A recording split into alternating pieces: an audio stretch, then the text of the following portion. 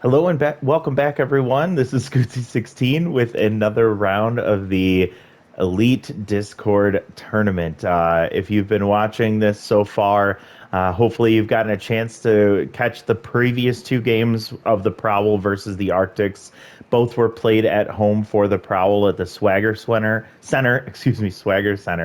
And now we are heading over to the Battery Bay, the home of the Arctics. So we're excited to see how these two games play out. It has been a very intense pitching matchup back and forth in both of these games. So you would have thought with how many great power hitters they have on either team that we would see more offense. It has not been the case. Both pitching staffs have been able to hold the other team at bay. So we'll see if that continues today. Let's go ahead and jump into this one as we go ahead and preview this matchup, starting with the Prowl.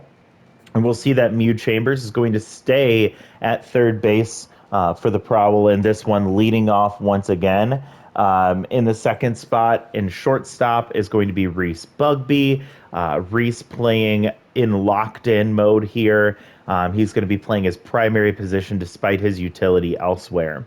In the three spot, Jasper Reeves once again.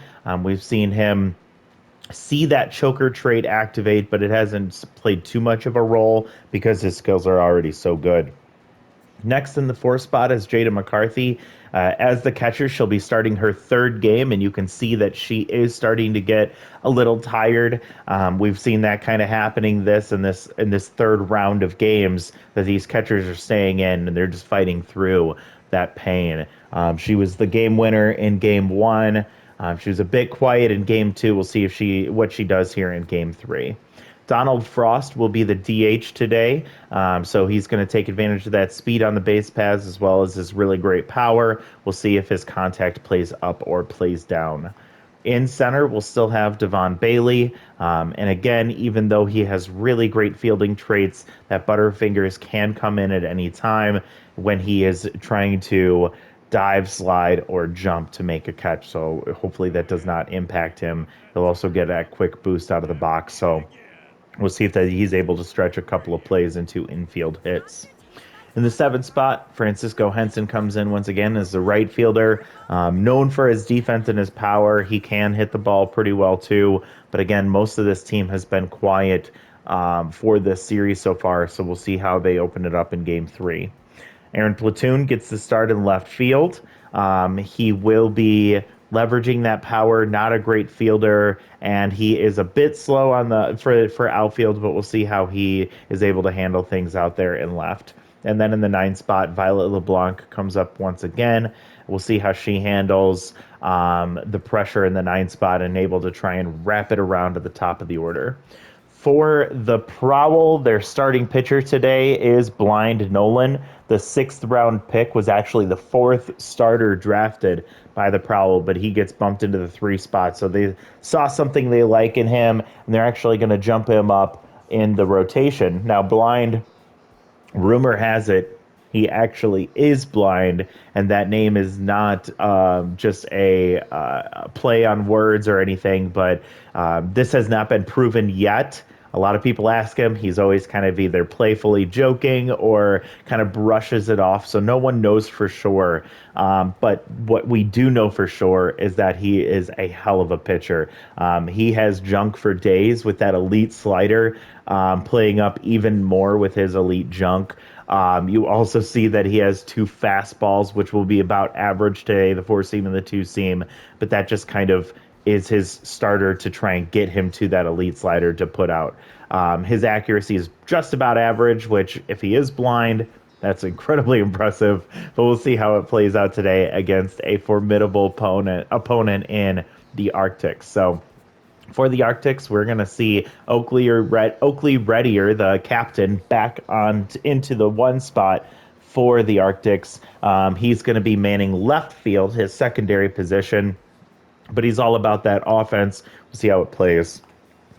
Hal Mostis, who has Ace Exterminator maxed out, will be playing right field. We have not seen that come into play whatsoever. So today, Blind is actually a B+ starter. So we will not see Ace Exterminator activated to start, but when we get to that bullpen, that's where things might change. But he hasn't been able to take advantage of it, so maybe he needs a little bit of a reset. I'm also going to check because the Arctics have a lot of contact and power versus certain right hand or pitchers. Blind is a righty, so Hale with his contact versus lefties will not play up here, at least to start. In the three spot, Army Porter comes in. She'll be batting in that three spot at first base. In the four spot, Genevieve Peichel, who's had herself a pretty solid game so far. We'll see what she's able to do from the DH spot. Next, you see Gianni Duffy, who got a break after his really tough first game. He's going to be back in center field and in the five spot for them. So he needs to reset himself, settle down just a little bit. Maybe he can feel a little more comfortable at home. I know he's got a lot of pressure on him. He actually had a lot of feedback from his family back home in Italy after that first game, just saying, hey, we love you. We're already proud of you, no matter what the results are. So I know he appreciated that, but we'll see how that plays in this one. In the sixth spot, Tiana Witness will be back behind the plate. So this is the fourth consecutive team who's going to run their primary catcher out for the third game in a row. So you can see she's getting a little tired. We'll see what happens next week, but she'll be in the sixth spot today. Jamie Morris, who's been having a pretty solid game, he's going to be playing third again in that seven spot, followed by Luna Sandberg at second base. And lastly, to round out the order, Snack Frederick will once again be playing short and in the ninth spot in the order. And pitching today will be Cassidy Floral. Cassidy was drafted in the seventh round as the second starter drafted for the Arctics. I'm talking slowly and weird like that because I'm double checking that I'm right here, and I am.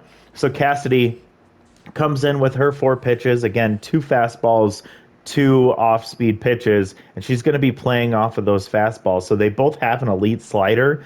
Cassidy's plays up even more despite that low junk, which actually helps her here with her really high velocity, and she has great accuracy as well. So they are a bit of an inverse of pitchers here. If you take a look, high junk, low velocity, and accuracy versus high velocity and accuracy and low junk. So we'll see how that plays out in this one. It will be an interesting one, folks, as we are heading to the Battery Bay.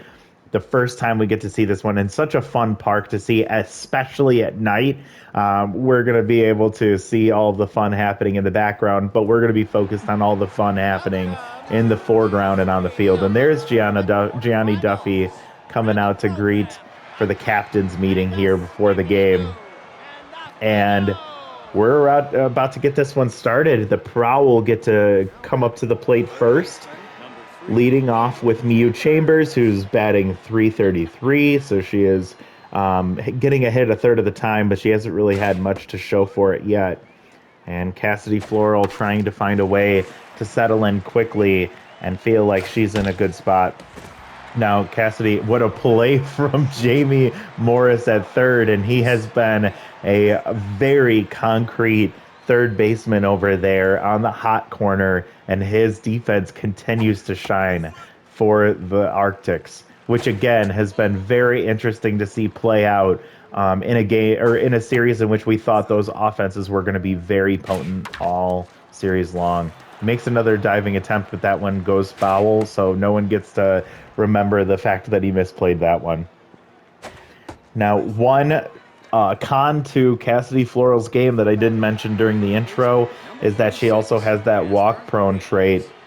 And it actually came into play there, so she gets a decrease to her accuracy when she has three balls on a batter, and she does walk that second batter of the game. That ball goes right back to her. She turns, goes to second, and she flubbed it slightly, so it was not allowing them the opportunity to get the double play, but they do get the lead runner. So with two outs, here comes Jada McCarthy.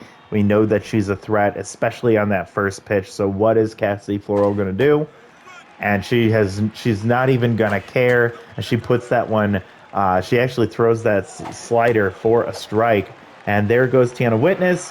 And the runner is out at second base as Witness throws down to first quickly for the out number 3. So Jada McCarthy is going to get another chance at that first pitch Slayer trait in her next at bat with essentially 3 up, 3 down, I would say, with that fourth batter getting a chance to come up to the plate, but they're going to be coming up again in the next one. So here comes Oakley Reddier again. Oh my gosh, and the captain getting it started for the Arctics. They're trying to get the crowd into this one right off the gate.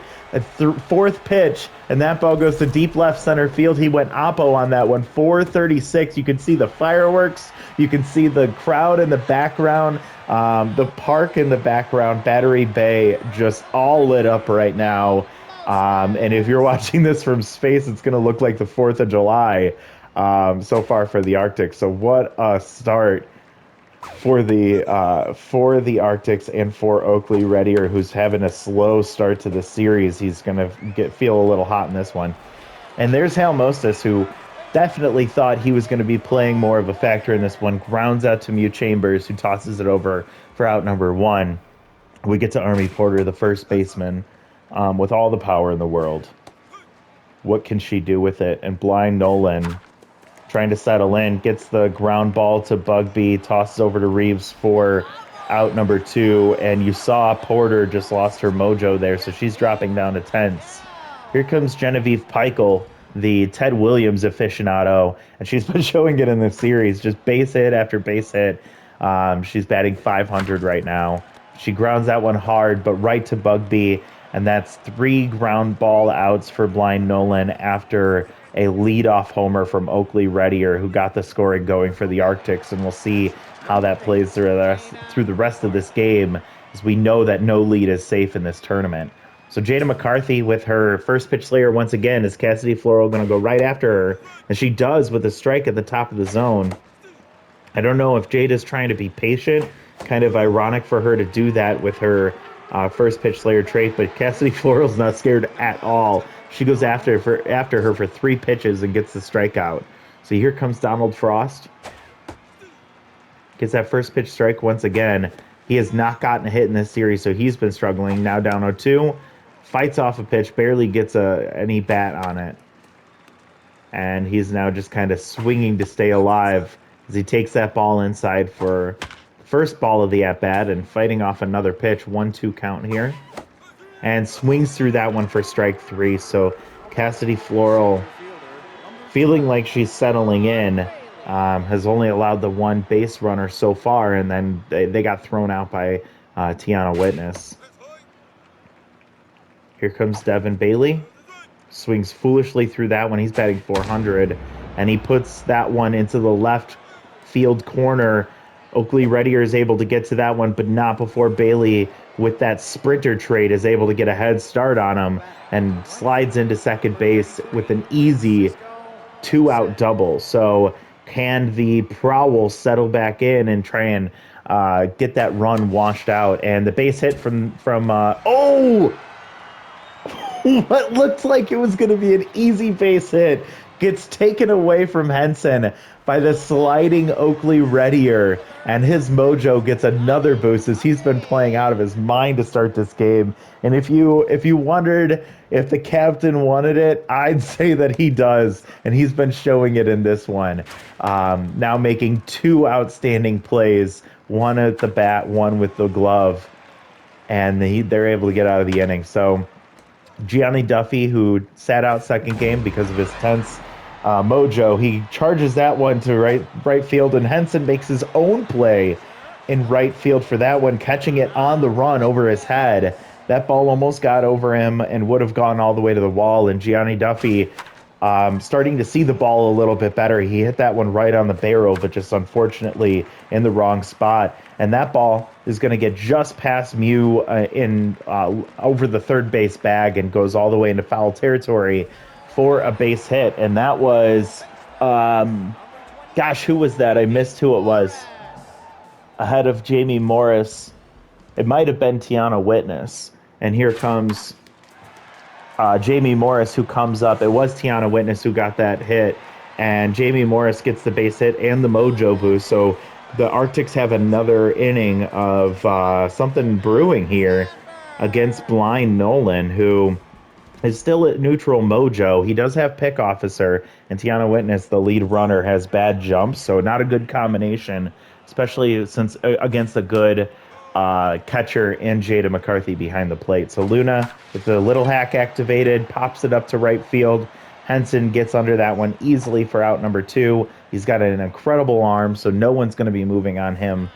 And now we have two outs for the number 9 hitter, Snack Frederick, who's gone batting 250 in this series. He has not been doing much at the bottom of the order, despite those good attributes.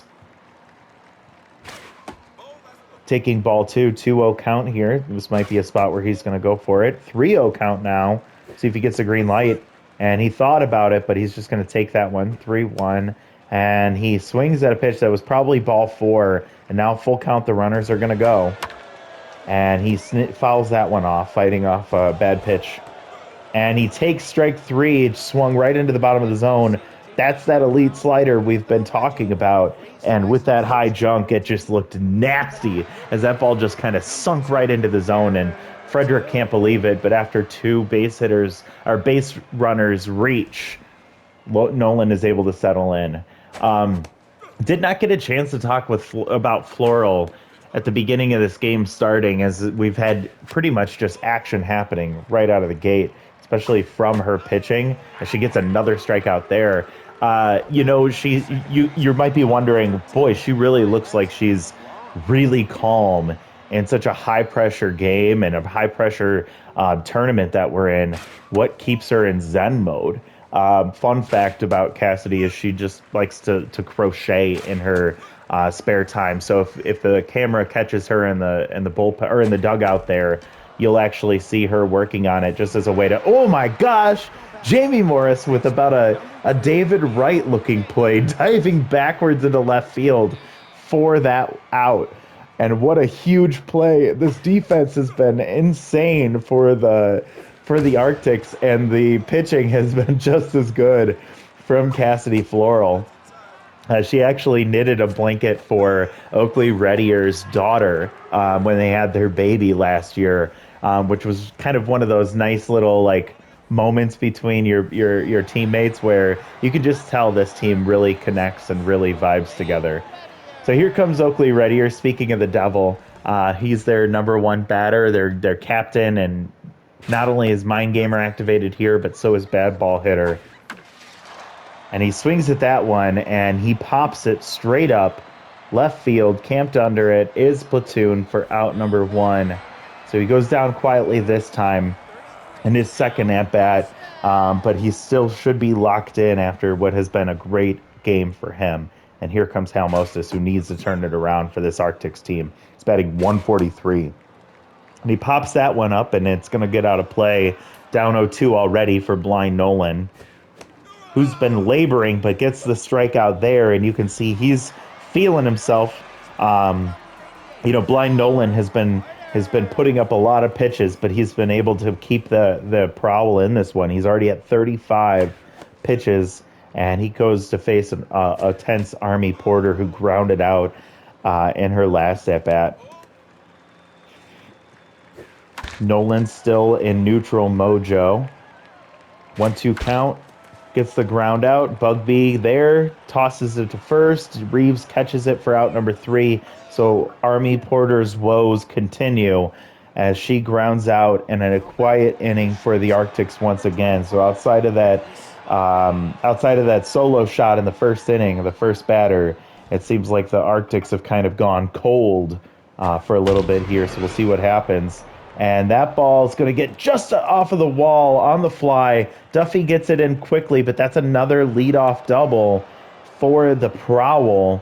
And Cassidy Floral, who's been pitching really well, just allowed a base runner into scoring position for the Prowl. And here comes Jasper Reeves. That pressure is getting higher, and that choker trait starts to become a factor for Reeves. And that ball gets away from Witness, and that ball is going to get far enough away that the runner is able to get to third. And forgive me, I did not see who is at third base right now who got that double. And a 3-1 count, walk prone gets activated here. and she's able to put that one in a place to foul it off to get that count to full. And Reeves does work the walk, so even though he's known as a choker, he had a really great at bat in that one and is able to keep the inning moving for Jada McCarthy, who comes up with first pitch Slayer. Will we see her? She takes the ball, and maybe that was a move by Floral to say, like, hey, I respect you in these situations, as she's now even the count 1-1. And that ball, McCarthy doesn't need the first pitch Slayer as she puts that one out, and that one's going to bounce over. There's a souvenir for a fan that came to see the pirate exhibit in the background, and that ball goes 424 for a 3-run shot, and the Prowl finally are able to break through Cassidy Floral, and that's going to be her day as Al Khan comes in, and this might be his first appearance of the tournament. Al Khan, a really great pick for the Arctics, was drafted in the 6th round. He's got insane accuracy and jump and really solid velocity too, and you can see it playing up here as he gets the strikeout. They call him sideburns, but he's one of those guys that definitely needs to be, a pitcher to watch out for if you are a Prowl batter. Now, this guy, he's been talking nonstop about the draft that just occurred over the last few days, and he's already been bugging his teammates about starting up a fantasy football league, but they're like, dude, can we get through this tournament first? We'll talk about that later. And as we speak, he does allow a base runner there. So with 1 out, runner on, and here comes Francisco Henson that got robbed of a base hit in his last at-bat by the Captain Oakley Reddier. And that ball is going to get down this time. Reddier is able to get to it, but not nearly in time for the ball to land for another base hit. So we have 1 out, but we have some more action brewing for the Prowl offense. And, sometimes how those Wolves work, they just kind of find their moment to strike. And with Cassidy Floral starting to get a little tired, it seemed like they found that moment and they pounced as they took the lead, and they're not done yet. And that ball just gets to Frederick. He's able to reach up and snack that one out of the air, and he tosses over to second, but the runner is able to get back in time. So now 2 outs for Violet LeBlanc, 2 runners on, and Khan trying to settle in here, 15 pitches into his appearance here, and he's trying to get out unscathed. Now down 0-2 is LeBlanc, and she fouls that one. Jamie Morris, who's been playing great, almost makes the play. He had to stay in fair territory to count, or in play to catch that one, but it doesn't matter as they're able to induce a strikeout, and LeBlanc is pissed as she missed an opportunity to show her team that she belongs here and she deserves to be here. So Genevieve Pico, who I think is kind of trying to press the reset button after a huge 3-run homer from Jada McCarthy, I think she's trying to say, hey, we're here, we're home, let's make some noise, let's get to blind Nolan, let's see if we can get in his head a little bit. She fights that one off foul, and she's down 0-2. And that ball goes right up the middle, just past a reaching Nolan. He kind of just reached out there without being able to see where the ball went, and he was not able to get to it in time. So first base runner reaches, and Nolan is starting to get to the end of his day. He's still been pitching pretty well. Here comes Gianni Duffy, who did hit the ball really hard, barreled it up, but went right to someone, and he's still looking for his first hit of the tournament. The Italian native grounds to Reeves at first. Bugbee back to Reeves for the double play. So Gianna Duffy is still having real tough luck there at the plate as he's out number 2 in this 4th inning. And Tiana Witness comes up. She did throw out a runner earlier in this game, so she has been able to flash the leather, and she's able to flash that bat too as she gets that one past the diving LeBlanc for the second hit of this inning. But with the bases clearing double play earlier, we're we're starting fresh with 2 outs here, and here comes locked in Jamie Morris. And he hits that one hard. Mew dives for it and is able to get to it, but not in time as she knocked it down. It was right in front of her, but by the time she recovered, that speed from Morris, especially with him being locked in, was able to allow him to get on base. So that's an infield single with 2 outs. Luna Sandberg trying to make something happen for this Arctics offense, and they definitely need to do something because we're approaching the end of the game, but instead she hits it off the end of the bat. That slider's just been playing so well, and these Arctics batters just cannot figure him out. So Blind Nolan is through 4 now, only allowing the 1 runner to score on the home run, and we get to the top of the order for the Prowl. This is their 3rd time around, and grounds out to Jamie Morris, who's having himself a game. He might be, if it wasn't for Reddier and his only home run of the game, we might see Jamie Morris being the kind of the player of this series for the Arctics. We'll have to kind of do some evaluating at the end of this one. He just lets that one get under his glove. Reddier reels it in, tosses it at Sandberg at second base, and that's a base hit for the Prowl once again. So here comes Jasper Reeves, who, despite choker being activated, actually walked in his last at-bat, working a really great at-bat against Floral. Before that, McCarthy 3-run shot. And this one, he swings at the second pitch, pops it straight up. Porter sitting there behind first base in foul territory reels it in, and the runner has to stay at first because that ball just barely went to the edge of the grass in the infield. Excuse me. So 2 outs. McCarthy's up. Is Khan gonna go after her? He does, and she pops it up after hitting it really hard. It just kind of went skyrocketed straight up in the air. Mostis is able to do the leastest by just standing there and reeling that one in for out number 3. So at some point, something's going to give here for the Arctics. They're either going to give up this game or they're going to find a way to break through against Nolan. We'll see if they can freeze him out in this inning. Snack Frederick, ball down the line, and it's just foul. It curls and just goes on the other side of the line. And so great opportunity for them, and they just missed it. And Frederick hits that one on a line on the ground right to Mew. And that actually boosts the mojo of Blind Nolan, who's still going in this game, despite being over 50 pitches. He might be 58, about to throw his 59th pitch against locked-in Oakley Reddier. And that, again, mojo gets boosted because of the pressure. And we'll see if he gets a hold of another one here. Takes ball 2, 2-1, 1 out. Takes ball 3, 3-1 count here. You got to be careful if you're Blind Nolan. And he takes strike 2 right in the zone. Swings at that one, grounds right to Reeves, who runs over and gets the out, and that's the mojo drop for Reddier. 0 for 2 in his last 2 at-bats after that big home run in the first inning. And out goes Nolan. Here comes Dean Boyd. Dean Boyd, I believe, will be making his first appearance in this game, or in this series, against Hal Mostis, who is tense right now and does not get the Ace Exterminator boost because Boyd Dean is a B-plus pitcher who was drafted in the 17th round.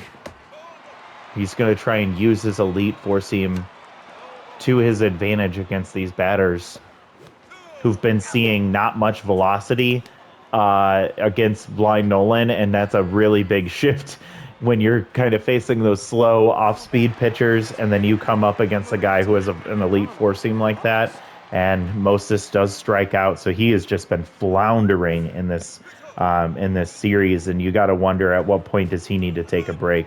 Unfortunately, 2 of your big batters kind of struggling at the same time is unfortunate. That's a base hit for the batter there into right field, and I need to be paying attention to who's at bat because it's happening so quickly. I believe that was Donald Frost there at first base. And so Khan, reaching the 30-pitch mark here, is still doing pretty good, but you have to be careful here in the top of the 6th that you don't let them extend their lead even more.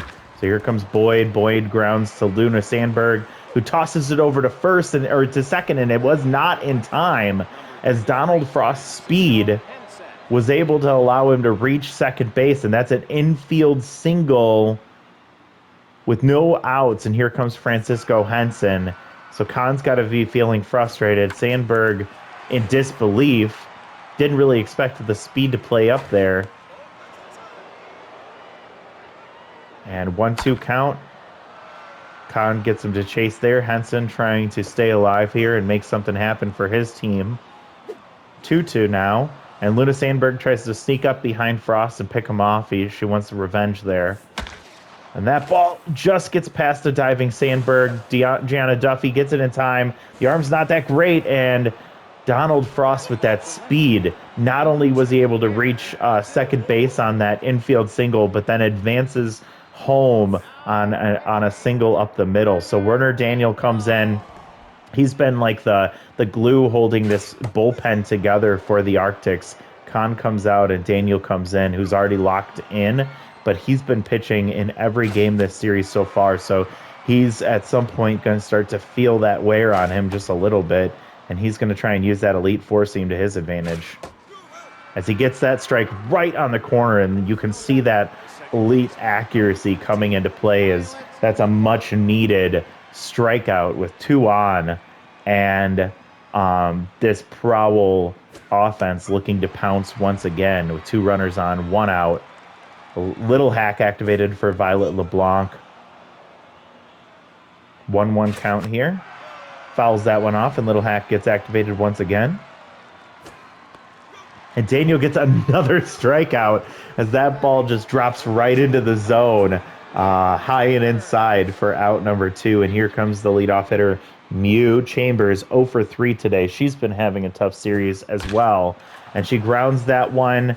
Oh, it's an infield single, as for some reason, Jamie Morris, it looked like Daniel maybe had called him off. I think that was Morris's play to make, and Daniel, I think, started to get close to the ball, thought he had it, reached down and missed it, and that's a base hit up the middle, and the runner scores, but with the bases loaded, we're just going to play station to station for the Prowl. This is the first time we've seen Werner Daniel start to struggle, and I think that just might be a product of him just being out there so much in this series so far. So bases loaded, 2 outs, Jasper Reeves in a choker situation, and he strikes out there. So he chokes when you need him the most as a Prowl fan, but they score 2 more in the top of the 6th. So this is the most offense we've seen from either of these teams in this series so far.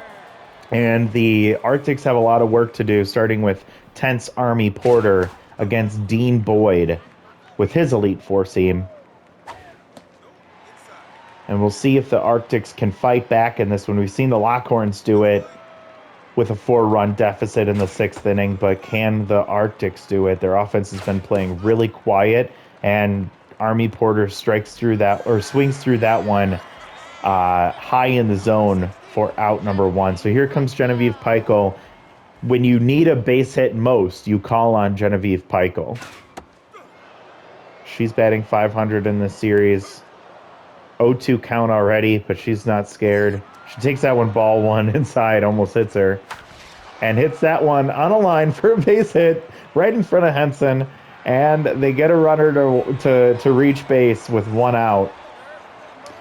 Boy, this would be redemption for the Italian star, Gianni Duffy, if he's able to make something happen here with his mind gamer activated against Boyd. His accuracy starting to sink a little bit with all those pitches. This will be his 20th pitch. 1-2 count. Gianni Duffy takes and swings at that one, and Bugby makes a diving stab at it and catches that one. And Duffy cannot catch a break, as he has 2 very hard hit balls, and the Arctics are down to their last out. Tiana Witness coming up with a really slow runner at first base, and that ball goes down the line. Tiana Witness putting that one to the wall there in left field. Platoon misplays it, and both runners are able to advance another base. I think if Platoon plays that ball correctly, he might be able to hold them both at just a single and hold the runner at second base, but instead, both runners advance. Jamie Morris comes up, locked in with the off-speed hitter. This is the action we're looking for, folks. 2 outs, 2 strikes on Jamie Morris. He takes ball 1 low. There's the off-speed pitch that Morris needed, and he took a look at it, and it dropped into the zone for strike 3. And Jamie Morris had been having a really great game up to that point. He's got to be feeling frustrated as he was locked in, and I think that's going to be a huge drop to his mojo. The catchers for the Arctics tried to make something happen, but in the end, the Prowl come into enemy territory, and they're able to defend themselves at Battery Bay for the win. The Prowl's offense woke up in the second half of the series of this game, scoring all of their runs in the 4th and 6th innings, respectively. 5 runs on 10 hits versus the Arctics 1 run on 8 hits. That 1 run coming on the first batter of the game, being a home run solo shot from Oakley Reddier. So that Arctics offense has been quiet all series long, scoring a total of 3 runs. And they're going to need to figure something out if they want to continue moving forward in this tournament, as they will be home again. The Arctics will be, but this will be a deciding game potentially. If the Prowls win, the Arctics go home in the next one. So taking a look over the teams, starting with the Arctics on the right side of your screen, you see that Oakley Reddier had 1 hit in this game, and it was that home run solo shot. Hal Mostis still struggling, batting 111. 0 for 3 with 2 strikeouts. Army Porter, same thing, 0 for 3 with 1 strikeout. Genevieve Peichel continues her great offense, but it's really just been base hits. And so she went 2 for 3 today, both being singles. She's batting .556. Gianni Duffy still struggling, has yet to find an opportunity to get a base hit in this one, despite hitting the ball hard. So you would think that BABIP would kind of fall into place for him, as it's kind of skewing in the wrong direction. Tiana Witness had a great game, going 3 for 3, brings her average up to 500. Jamie Morris, up until that last at bat, had been doing really great. Went 2 for 3, but struck out when they needed him most to end the game. Luna Sandberg having a tough series, not yet to get a hit. And then Snack Frederick 0 for 2 with the strikeout, batting 167. So this offense is hurting for someone to be able to make big plays, and it looked like Reddier and Morris were probably going to do that, but it just hasn't worked. So maybe if you're an Arctics manager, you have to figure out who are the guys that you need at the top of your order. Peichel, Witness, Morris, Reddier, those are the guys hitting the ball, the only ones that hit the ball. You need to put them in a place where they can string those hits together. For the Prowl, Mew did get a hit here in her last at-bat, going 1 for 4. Reese Bugby had a really great game, 3 for 3 with a run scored or an RBI and a walk. So he reached base in every at-bat. Reeves had a tough game. He did get a walk, but went 0 for 3 and scored a run. Jada McCarthy, huge game once again, as she was able to essentially put the nail in the coffin for the Arctics once again, as she gets that 3-run shot, her only hit of the game. Donald Frost gets a hit. He ended up making a huge difference on his as he reached base, and then he was able to get to second quickly to avoid the infield out, and then scored on a infield or on a single up the middle. Excuse me. So his speed played up really well for them on the base paths. Devin Bailey went 2 for 3 with a run scored. Francisco Henson went 2 for 3. He actually had a base hit robbed earlier in the game in his first at-bat, got an RBI there. And then Platoon and LeBlanc both striking out twice, not getting any hits there at the bottom of the order, and yet to get a hit in the series. They're sitting at the bottom of the order for the Prowl. Pitching-wise, Cassidy Floral looked like she was cruising for a while. She ended up only going 3 innings, giving up 3 hits and 2 walks.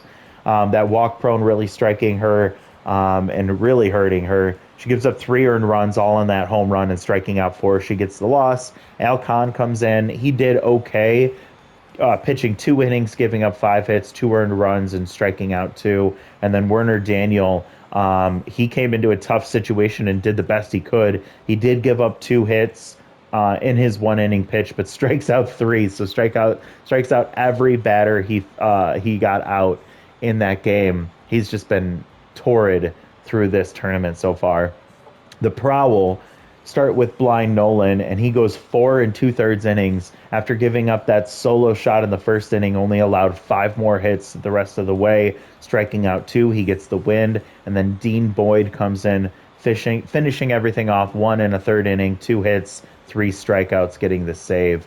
For the 3 stars of the game, number one, Reese Bugby, 3 for 3, the double, the RBI, the run scored.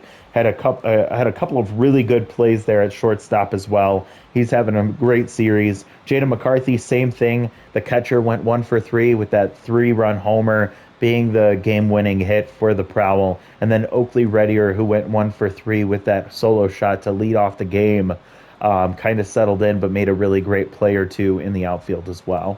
So that's a tough loss for the Arctics, who came home feeling really good about themselves after winning that really tight pitching matchup in game 2, but they were not able to figure things out. And so they end up losing this one. And now they are in elimination mode as they have to make sure they continue to fight to stay alive in this tournament. Best of 5. If the Prowl win next, where they're going to see their second drafted pitcher coming up in the 4 spot in their rotation, this could be an opportunity for the Prowl to slam the door on the Arctic's hopes and dreams in this tournament. We head to the next game in the series against the Dirt Dogs and the Lockhorns. Now, give me just a second here so I can go ahead and take a quick look at where the Lockhorns play their games. I'm sorry, we already saw where the Lockhorns play their games. I want to see where we can find the Dirt Dogs. And the Dirt Dogs call their home park Whacker's Wheel. So we're going to get to see Whacker's Wheel, one of the other new ballparks in this Super Mega Baseball 4 game. And they're going to be going home to try and keep their momentum going as they won in game 2, 8-6 against the Lockhorns. But that's been one of the most exciting series we've seen in this tournament so far. So make sure you tune into the next one. Thank you all so much for following along. Just a quick reminder, make sure you're subscribed so you can continue to see all these games. I'm pumping them out as fast as I can. There's a lot of games in this tournament, and it's been fun for me to follow along. But I want to see the results. I want to see how it all ends, and so I'm trying to get these recorded and out for all of you to watch at your pace. But thank you so much for following along. Hope you're all having fun. Let me know what you've been enjoying from this series. Give me any feedback or suggestions on what I could do differently. But thank you. We'll talk to you all next time. Bye, everyone.